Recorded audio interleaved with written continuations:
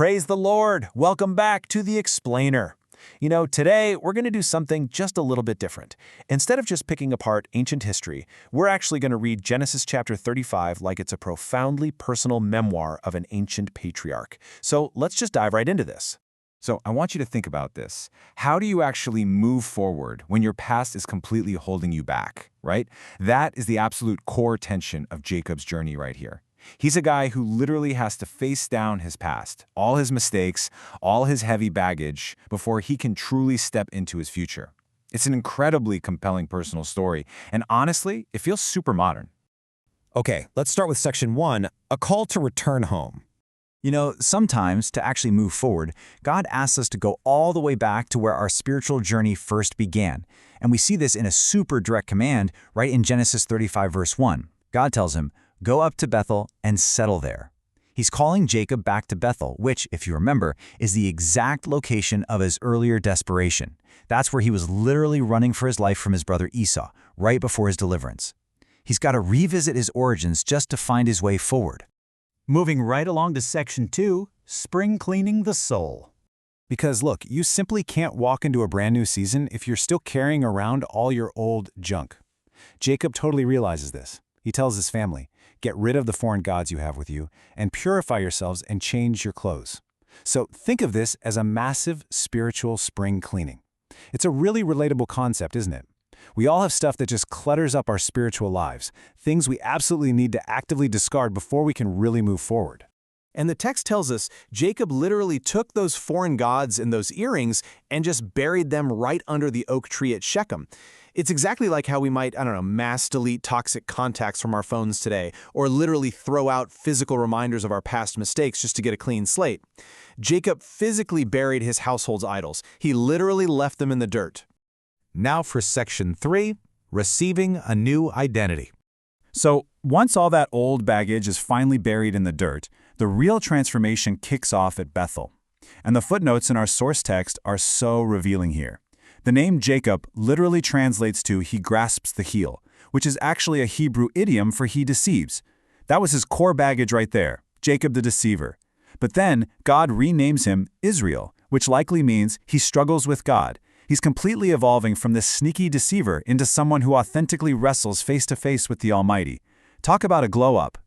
And then we get this incredibly powerful declaration from God Almighty, or El Shaddai in the Hebrew. God straight up says, "Your name is Jacob, but you will no longer be called Jacob. Your name will be Israel." And the thing is, God doesn't just swap his name out. He completely confirms his fruitfulness. He promises that an entire community of nations and kings is going to come from him, and he reaffirms that huge land inheritance originally given to Abraham and Isaac. It's a massive turning point.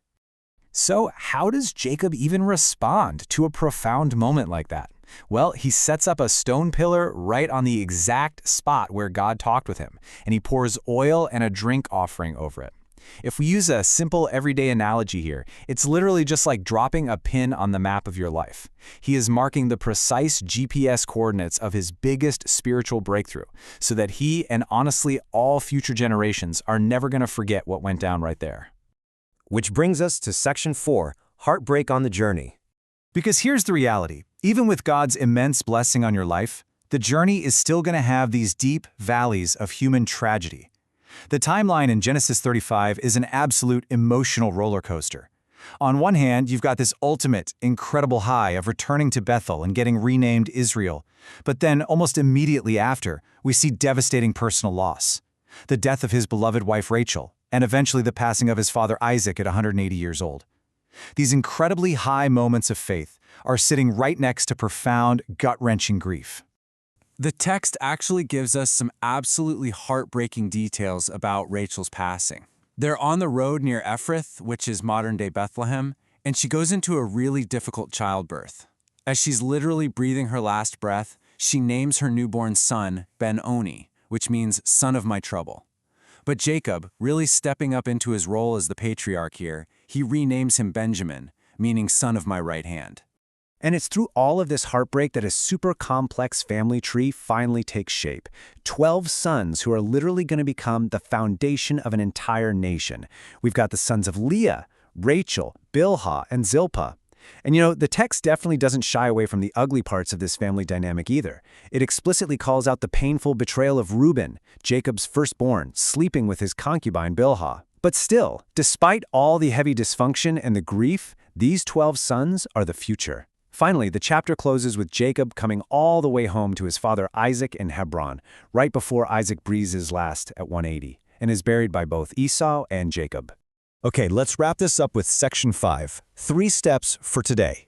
So, what does this all mean for us? How do we actually take Jacob's ancient, deeply personal memoir and apply it to our modern everyday lives? Well, we've got 3 totally actionable steps pulled straight from the text. Step 1, leave the baggage behind. Just like Jacob buried those foreign idols in the dirt, we absolutely have to purify ourselves from the old habits and mindsets holding us back.